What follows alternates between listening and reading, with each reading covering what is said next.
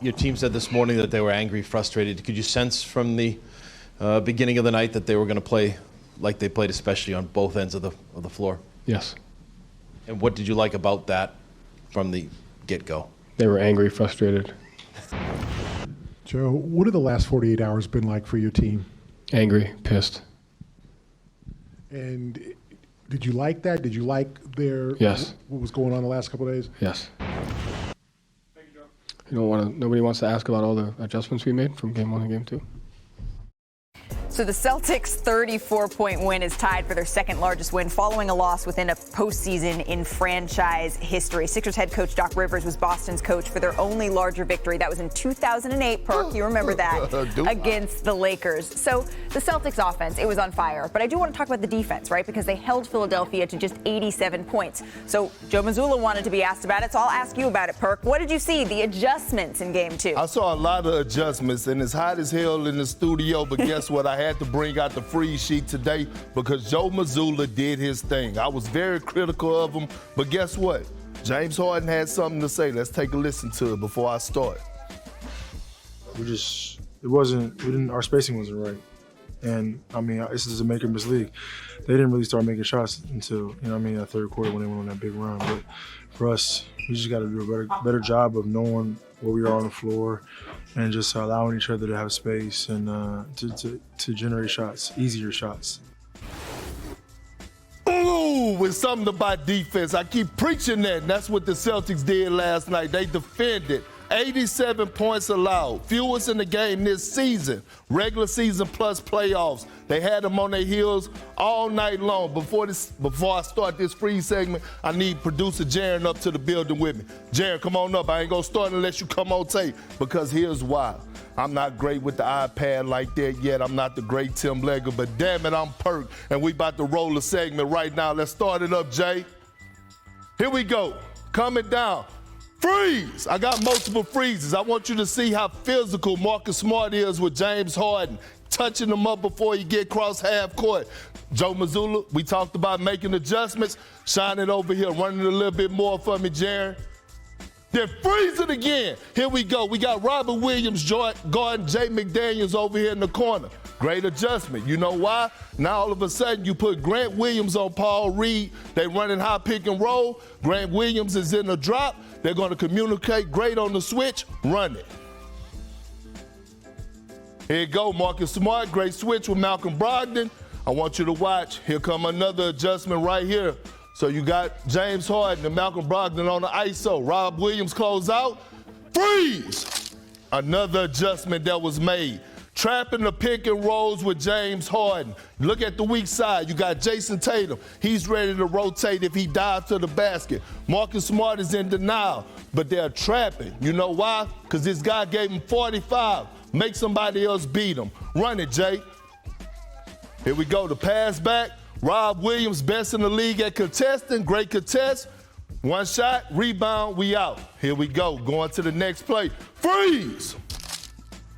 Look at this. Look at the bump up. Look at the physicality. Look at the communication. Now watch the switch. Watch Marcus Smart switch with Grant Williams. Run it, Jaron. Here we go. They try to switch the angle. He switch under. He take the contact. Here we go. We got Joel Embiid sprinting to the pick and roll. Al Horford, freeze. Here go the adjustment again. I want y'all to look at everything. First of all, look at the weak side. Marcus Smart is in his 2-9.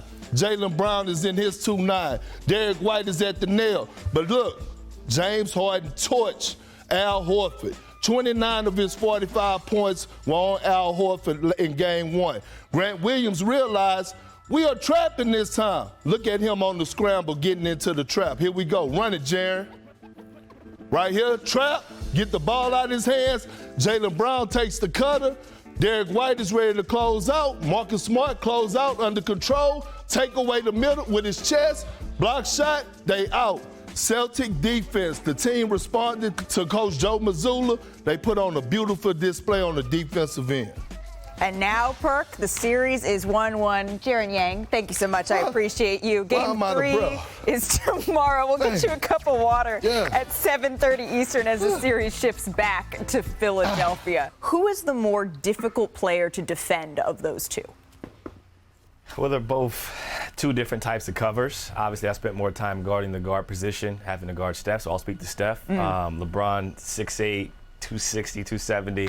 I don't have to guard him. That wasn't my assignment ever. But for Steph, I think the hard part about him is his conditioning. Dennis Schroeder talked about it, how much he's running around each possession, basically 20 seconds per possession. Look at this clip right here to start our game against New Orleans. Locked in, right? Knowing he's going to move it out the ball. He's most dangerous when he passes it. You get one screen, you chase over, you get a contest because he's a great shooter. He pump fakes, moves to the left. Greatest shooter to ever touch a basketball. The key to this team is their movement and their ability to set screens. Right here, you got a great ATO where Steph curls, sets a screen for Klay, probably the second greatest shooter to ever touch a basketball. He raises up. They figure out ways to put them in different positions, and the key in this series against the Lakers is figuring out how to get Steph on the ball as well as off the ball. This is him dancing now. Gets downhill, passes it. This is when the defense normally relaxes. You can't relax on Steph Curry. He's going to relocate with his conditioning. Quickest release in the game. Bang.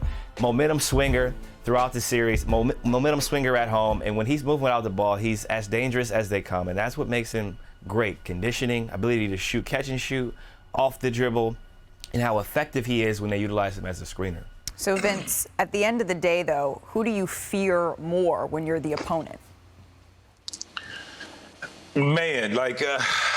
Sophie's choice. I'm going to say both, and it's a tough choice, and I'm going to say Steph Curry because of his shooting and his range and his conditioning as well. Well, LeBron is this guy, like, if you build a wall as a team, you get back and you're like, okay, we build the wall, we can slow him down, and you'll live with that three. With Steph Curry, you can't do so. You have to get back, you build the wall, but where do you build your wall? Above the three-point line. And I think that's where the fear comes, because he can beat you many ways. All three levels, with and without the basketball. And you cannot relax. You cannot be that guy. Sometimes they'll put you in a help situation where you have to tag, but you know you have Steph Curry, and you have a decision to make. Because as you take that step to tag, Steph Curry is going for three, and his ability to catch and shoot within seconds is so tough, and he's so dynamic from so far from behind the three. So that's why I say he's more dynamic and more feared. CJ, you've played against both in the playoffs. Where do you fall?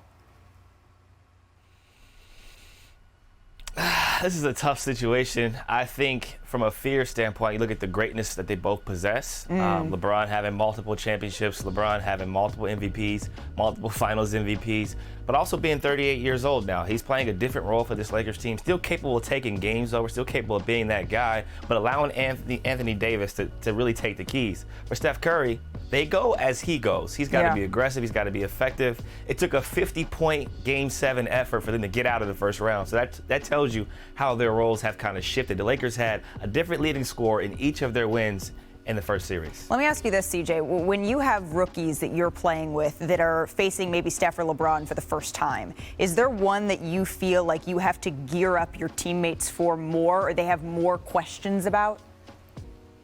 I think LeBron's legacy makes it difficult in terms of kids kind of looking at him as their Jordan, right? You look at the new generation of players that are low 20s, he's like their Jordan.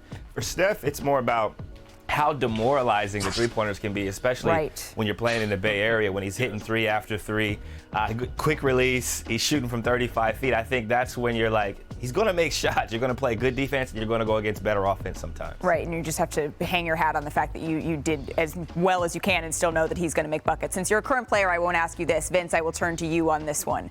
If you're still playing, is there someone you want to play with more? It's about even, Malika. And I know it's like, oh, that's not fair, because here's why. The two superstars are dynamic, and all the superlatives that we've all given them, they're unselfish at the same time.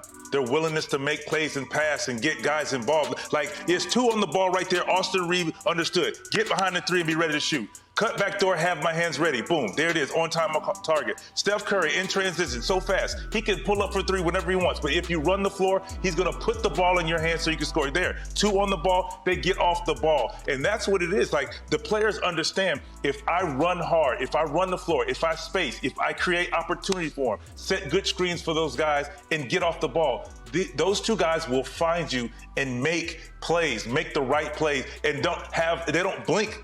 And that's what every player wants. Every player wants a guy, when you're with a superstar, the game is easy. And we make the game easier for them by making sure we're obviously knocking down shots and spacing, making it tough to guard those guys either one-on-one or double team.